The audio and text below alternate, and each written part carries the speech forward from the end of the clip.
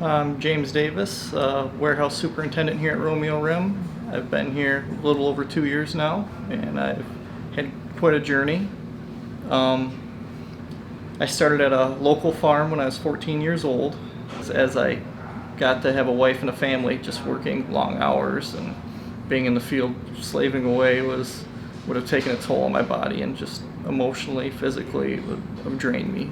I wanted to have a stable, well-paying job, and one of the best jobs there for degrees is healthcare. So I went to St. Clair County Community College. I took all my general studies, applied to get into the program, and I was accepted into their associate degree nursing program. And I was in my second to last semester, and every clinical I had was worse than the previous. I wasn't getting the enjoyment out of it that I hoped. I was dreading going to school, dreading going to the hospital. I knew this is definitely not what I want to do, so I'm going to go back to farming until I can figure it out. So I was back at the farm. I met my wife shortly after she got pregnant. 6 months after my first boy was born, my farm cut benefits for everybody. It just wasn't a place where you could have a career anymore. I knew I needed insurance and a steady job until I could figure out what the next step for me. I heard Romeo RIM was hiring, so I got hired in as material handler. As a material handler, you're not just in one area. Throughout the whole plant, I understand how every operation works from start to finish, from the raw material to the finished product. So the person who trained me was letting me know that there was a job that came up that he was applying for as a continuous improvement coordinator.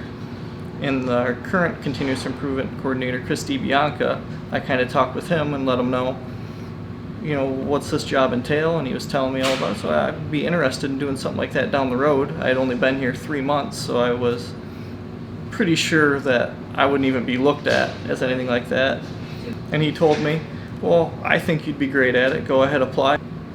Got chosen. I was shocked I got chosen. Yes, it was good knowing that I'm at a company where top to bottom everybody is aware that the effort you're putting in and who you are as a person, not just what number you are. Or it's, oh, James, he's a good person, great guy, he's a servant leader here, and I think you'd be great moving on up the ladder.